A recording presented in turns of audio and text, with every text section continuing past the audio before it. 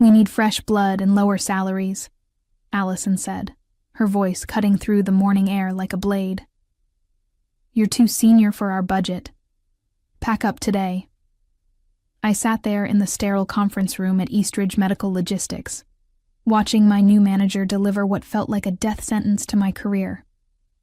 The fluorescent lights buzzed overhead, casting harsh shadows across her perfectly manicured nails as she tapped them against the mahogany table.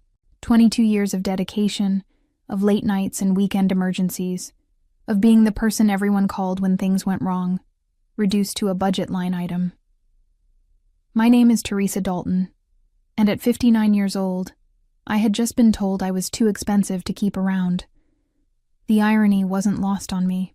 For over 2 decades, I had been the steady heartbeat of this company's operations department here in Phoenix, Arizona. I was the one who trained half the staff, the one who navigated 5 different leadership changes, the one who kept the wheels turning when crisis after crisis threatened to derail our medical supply operations. But Allison Brandt, fresh out of her MBA program with her crisp blazers and color-coded spreadsheets, saw me as nothing more than an outdated expense. She had been with us for exactly 3 months, long enough to scrutinize payroll, but not long enough to understand that some things couldn't be measured in quarterly reports. "I completely understand the business decision," I said, forcing a smile that I hoped looked genuine. The words tasted bitter in my mouth, but I wasn't about to give her the satisfaction of seeing me break. Allison blinked, clearly surprised by my calm response. She had probably expected tears, maybe even begging. Instead, I stood up slowly, smoothed down my navy cardigan, and gathered the few personal items I kept in the conference room. My favorite pen, a small succulent that had somehow thrived under the artificial lights. "I'll have my desk cleared by the end of the day," I continued, my voice steady. "I assume human resources will handle the paperwork?" She nodded, still looking bewildered by my composure. "Yes, of course. Teresa, I want you to know this isn't personal. It's just business," I finished for her. "I understand completely." As I walked out of that conference room, I felt something shift inside me. Not defeat. Something else entirely. Something that felt suspiciously like anticipation. Because what Allison didn't know, what she couldn't have known despite all her spreadsheets and analysis, was that I had been preparing for this moment for months. The writing had been on the wall since the day she arrived, questioning every process, every procedure, every person who had been there longer than her morning latte. I had seen this coming from miles away. Walking back to my desk felt surreal, like moving through a dream where everything looked familiar but somehow different. The operations floor buzzed with its usual controlled chaos, phones ringing, keyboards clicking, the steady hum of people managing the intricate dance of medical supply logistics that kept hospitals across 3 states running smoothly. Jennifer Martinez looked up from her computer as I passed, her dark eyes immediately concerned. She had been one of my first hires 8 years ago, straight out of college with a degree in supply chain management and more enthusiasm than experience.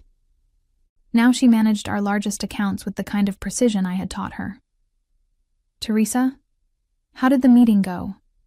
she asked, though something in my expression must have already given her the answer. I paused at her desk, choosing my words carefully.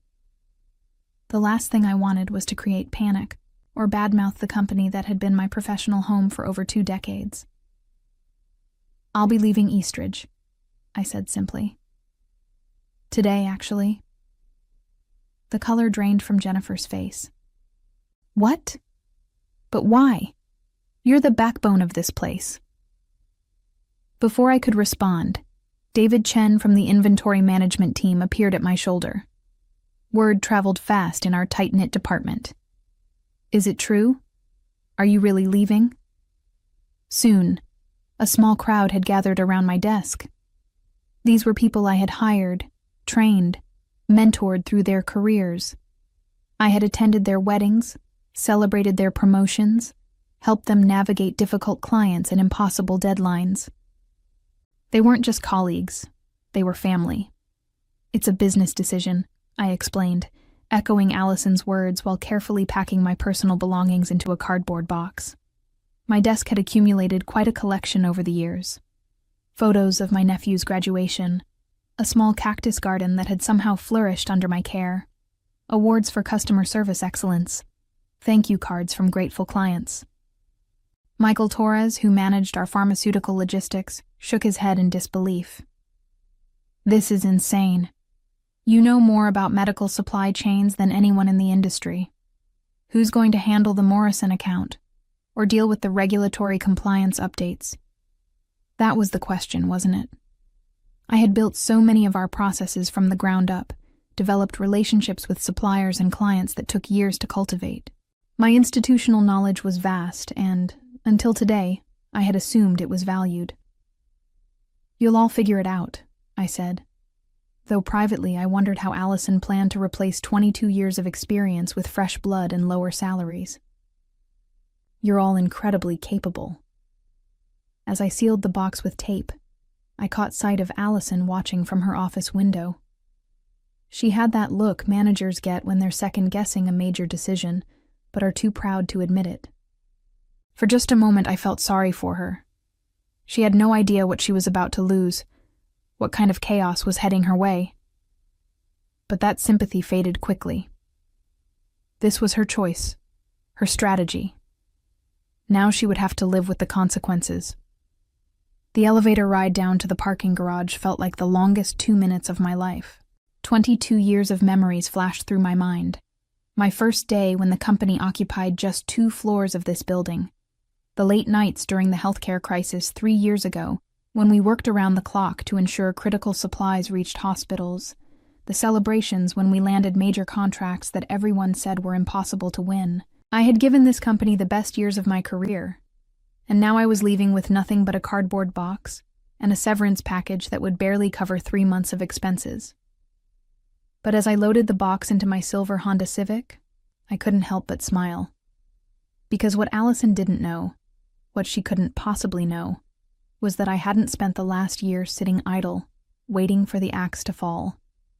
6 months ago, I had been approached by former colleagues who had left Eastridge to start their own medical logistics company in Denver.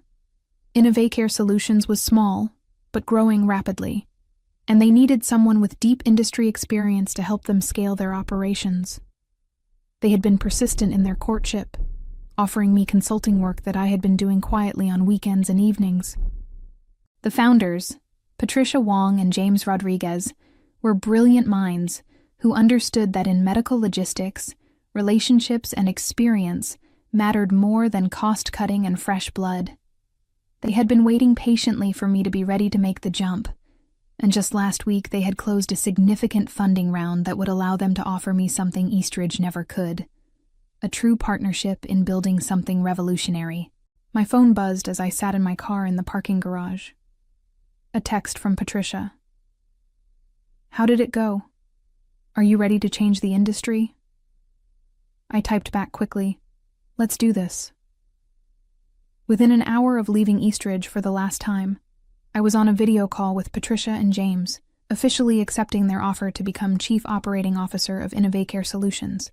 The title alone was worth more than the salary Allison had deemed too expensive, but more importantly, I would have equity in a company that valued innovation over budget cuts. That evening, as I sat in my apartment reviewing the employment contract that would change my life, I thought about Allison's confident proclamation about fresh blood and lower salaries. She believed that experience was just overhead, that institutional knowledge was replaceable with enthusiasm and lower paychecks. She was about to learn how wrong she was. The industry was smaller than most people realized. Word traveled fast when someone with my reputation made a move. By tomorrow morning, the news would start spreading through the networks I had spent decades building. And once the official announcement hit the trade publications next week, everyone would know that Teresa Dalton wasn't retiring or fading away. I was just getting started. The next 2 weeks passed in a whirlwind of activity that felt more energizing than any vacation I had taken in years. While Allison was presumably congratulating herself on cutting costs, I was busy building something that would shake the foundations of our industry. My first week at Innovacare Solutions felt like coming home to a family I hadn't known I was missing. The Denver headquarters buzzed with the kind of energy that only exists in companies where every person believes they're changing the world. Patricia and James had assembled a team of brilliant minds who were tired of the bureaucracy and stagnation that plagued larger firms. "Teresa, we need your opinion on the Morrison contract approach," Patricia said during my second day, sliding a proposal across the conference table. Morrison Medical was one of the largest hospital networks in the Southwest, and, coincidentally, one of Eastridge's most profitable accounts. I studied the proposal, recognizing immediately that Patricia had done her homework. This wasn't just about undercutting prices. It was about offering a level of service and innovation that established companies like Eastridge simply couldn't match with their bloated overhead and outdated systems. "This is good," I said, making notes in the margins. But Morrison's purchasing manager, Helen Foster, values personal relationships above everything else. I've worked with her for 12 years. She's been frustrated with Eastridge's slow response times lately. James leaned forward, interested. "What would it take to get a meeting?" I pulled out my phone and scrolled through my contacts, a database of relationships built over 2 decades that was worth more than any salary Allison could have paid me. "Give me an hour." By the end of that hour, I had secured a meeting with Helen for the following week. Not only that, but 2 other major accounts had agreed to preliminary discussions after hearing I had joined Innovacare. Word was already spreading through the industry network that something interesting was happening in Denver. Meanwhile, back in Phoenix, things weren't going quite as smoothly as Allison had anticipated. Jennifer had called me 3 times with questions about processes that weren't documented anywhere but in my head. The pharmaceutical compliance audit that I usually handled was approaching, and nobody seemed to know where to start. "Teresa, I hate to bother you," Jennifer said during our latest call, "but the FDA inspector is coming next week, and Allison is asking about the Henderson Protocol. I've never heard of it." The Henderson Protocol was something I had developed 5 years ago after a near disaster with temperature-sensitive medications. It wasn't written down anywhere because it was more of an approach than a rigid procedure, the kind of institutional knowledge that took years to develop and couldn't be replaced by fresh blood and enthusiasm. "It's not in any manual," I explained patiently. "It's about reading the inspector's priorities and adjusting your presentation accordingly. Tell Allison she might want to postpone the audit until she has a better handle on compliance procedures." What I didn't mention was that postponing an FDA audit was incredibly difficult and made companies look incompetent. But that wasn't my problem anymore. The irony of these calls wasn't lost on me. Allison had eliminated my position to save money, but now she was essentially getting free consulting from me because I cared too much about the people I had left behind to let them fail. That consideration was about to end. On Friday afternoon, exactly 2 weeks after my departure, I received a call that would change everything. Helen Foster from Morrison Medical was on the line, and she sounded frustrated. "Teresa, I'm glad I caught you," she said. "We've been having some serious issues with our Eastridge account. Response times are terrible, and their new manager seems to have no idea how our operation works. I heard through the grapevine that you've moved to a different company. Are you taking new clients?" I looked across the Innovacare office, where Patricia was presenting our newest service innovations to a team of eager analysts. The future was happening right here, right now. "Helen," I said, "I think we should definitely meet." The Morrison Medical meeting exceeded even my most optimistic expectations. Helen Foster sat across from Patricia, James, and me in their corporate conference room, reviewing our service proposal with the kind of attention that made it clear this wasn't just a courtesy meeting. "This is exactly what we've been looking for," Helen said, tapping the section about real-time inventory tracking. "Eastridge promised us this capability 3 years ago, but they never delivered. How quickly could you implement?" Patricia exchanged a glance with me before answering. "With Teresa leading the implementation, we could have the basic system running within 60 days, full optimization within 90. Helen's eyes lit up. "That's impressive. What about regulatory compliance? That's been our biggest headache lately. This was where my decades of experience became truly valuable. Helen, you know I've been handling Morrison's compliance needs for over 8 years. I know every detail of your operation, every potential pain point. We're not just offering compliance management. We're offering peace of mind. The meeting continued for 2 hours, covering everything from pricing structures to implementation timelines. By the end, Helen was ready to move forward with a pilot program that would transition Morrison's entire Southwest region to InnovateCare within 6 months.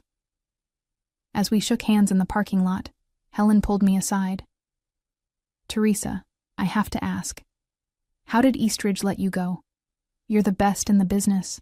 Sometimes companies make decisions they don't fully understand, I replied diplomatically. But their loss is InnovateCare's gain.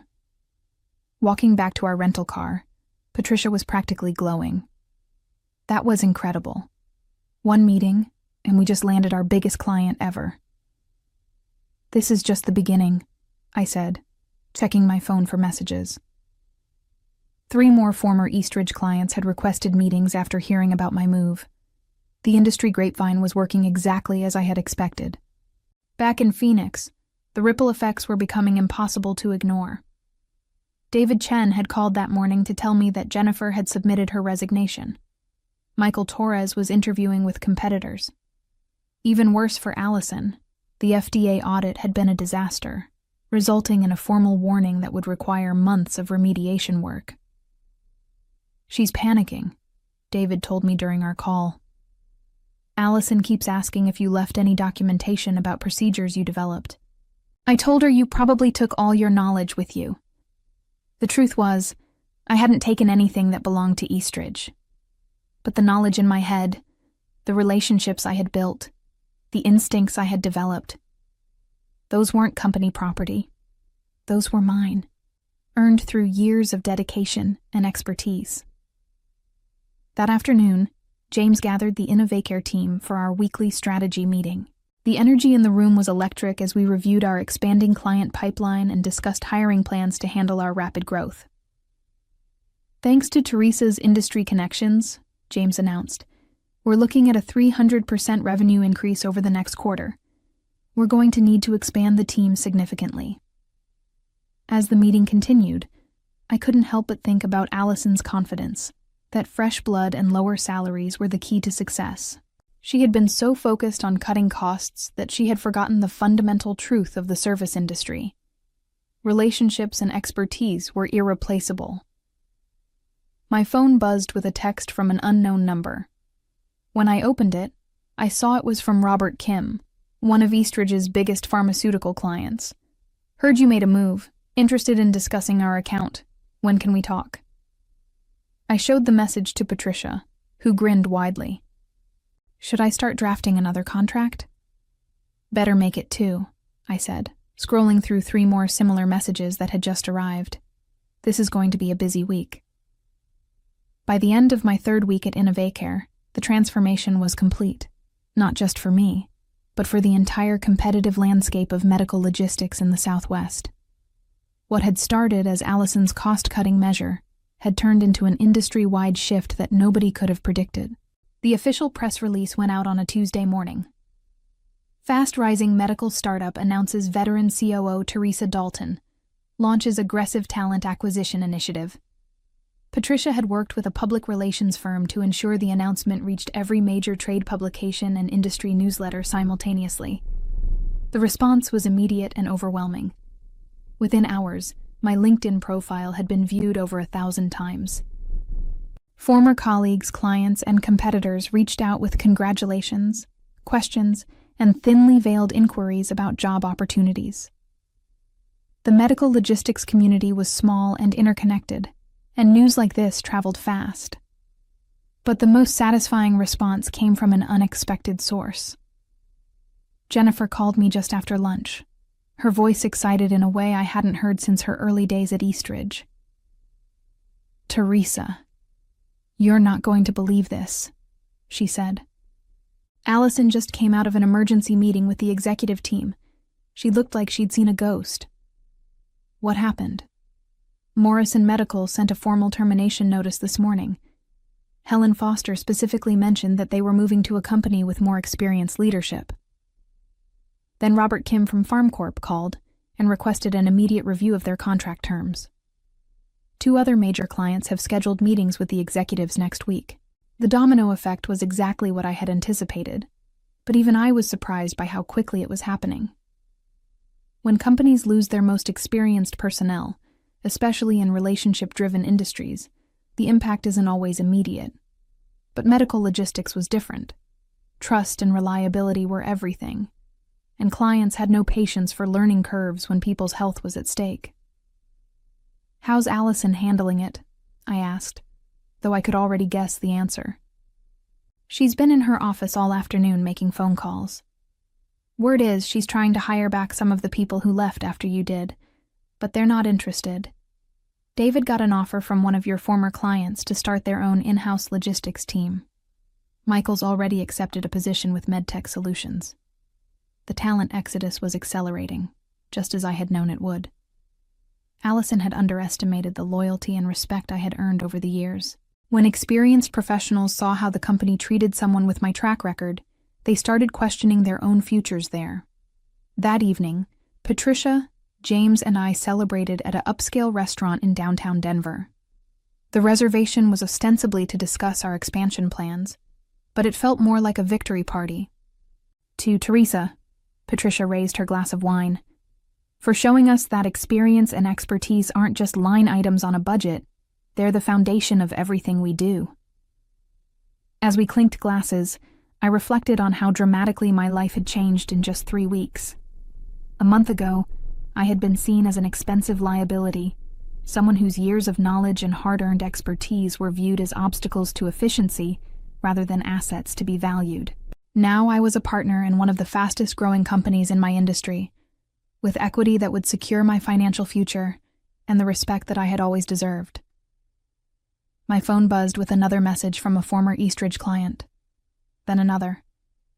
The pipeline of opportunities just kept growing. "You know," I said to Patricia and James, "I think we're going to need a bigger office." They laughed, but I wasn't joking. The momentum we had built was only going to accelerate, and Allison's decision to eliminate my position was going to keep paying dividends for years to come. The phone call came on a Thursday morning, exactly 1 month after Allison had told me I was too senior for the budget.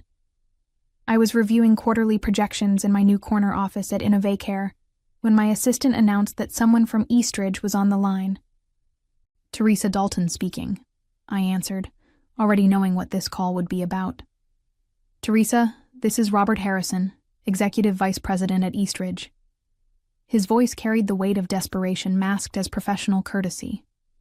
"I was hoping we could discuss your departure and perhaps explore options for collaboration." Robert had been with Eastridge for 15 years, long enough to understand the value of institutional knowledge, but not senior enough to have prevented Allison's cost-cutting crusade. Now he was tasked with cleaning up the mess. "Of course, Robert. What can I help you with?" "We've been experiencing some challenges since your departure," he said carefully.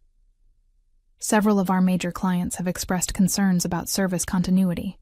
Morrison Medical has already terminated their contract, and FarmCorp is threatening to follow suit unless we can address their compliance concerns." I let the silence stretch for a moment, allowing the full weight of Eastridge's situation to settle between us. Through my office window, I could see Patricia presenting our latest client acquisition numbers to the board of directors. We had signed 4 new major accounts in the past 3 weeks, 3 of them former Eastridge clients. "I'm sorry to hear about those challenges," I said finally. "What exactly are you proposing?" "We'd like to offer you a consulting contract," Robert continued. "Something that would allow you to help us transition your former accounts, and perhaps provide guidance on regulatory compliance procedures." The irony was breathtaking. A month ago, my knowledge and experience had been too expensive to keep on payroll. Now, they wanted to pay consultant rates for the same expertise they had dismissed as unnecessary overhead. "Robert, I appreciate the offer, but I'm quite busy with my new role as Chief Operating Officer at InnovaCare Solutions. We're in the middle of a significant expansion phase. The pause on his end told me he was processing the implications. My title at Innovacare was higher than anything I had ever held at Eastridge, and consultant rates for someone at my level would cost them far more than my original salary had. "Would you consider a part-time arrangement?" he asked. "We could work around your schedule?" "I'm afraid that's not possible," I replied. "However, I wish you the best in finding solutions to your challenges." After hanging up, I couldn't help but smile. The desperation in Robert's voice had been unmistakable. 2 days later, the final blow landed with surgical precision. Patricia knocked on my office door with a grin that could have powered the entire building. "Teresa, you need to see this," she said, placing a printed email on my desk. The message was from Helen Foster at Morrison Medical, but it wasn't addressed to me. It was addressed to our entire industry network, copied to dozens of medical logistics professionals, suppliers, and decision-makers across the Southwest. "To whom it may concern," the email began, "Morrison Medical would like to formally recommend Innovacare Solutions and Chief Operating Officer Teresa Dalton for any organization seeking exceptional medical logistics services. After years of declining service quality and unresponsive management from our previous provider, Innovacare has restored our confidence in third-party logistics partnerships. 19. The email went on to detail specific improvements in response times, compliance management, and cost efficiency that we had achieved in just 4 weeks of service. But the final paragraph was the most devastating part for Eastridge. "We particularly want to highlight the difference that experienced leadership makes in this industry. When companies value fresh blood over proven expertise, they do a disservice to their clients and ultimately to patient care. We are grateful to have found a partner that understands the critical importance of knowledge, relationships, and reliability in medical logistics." The email had been sent to over 200 industry professionals, including several Eastridge clients who were now questioning their own service agreements. Within hours, my phone was ringing with calls from potential clients who had seen Helen's endorsement. By the end of the day, we had scheduled preliminary meetings with 6 new prospects, including 2 of Eastridge's largest remaining accounts. "You realize what this means?" Patricia asked, as we reviewed the latest inquiries. "It means Allison's strategy of cutting costs by eliminating experience just cost them their reputation," I replied. The revenge was complete, and I hadn't had to lift a finger. The industry had done it for me. As I sat in my Denver office that evening, watching the sunset paint the Rocky Mountains in shades of gold and crimson, I reflected on the unexpected journey that had brought me here. Allison's decision to eliminate my position had felt like the end of something precious, but it had actually been the beginning of something extraordinary. Not just a new job, but a new understanding of my own worth, and the irreplaceable value of hard-earned expertise in a world obsessed with cost-cutting and quick fixes.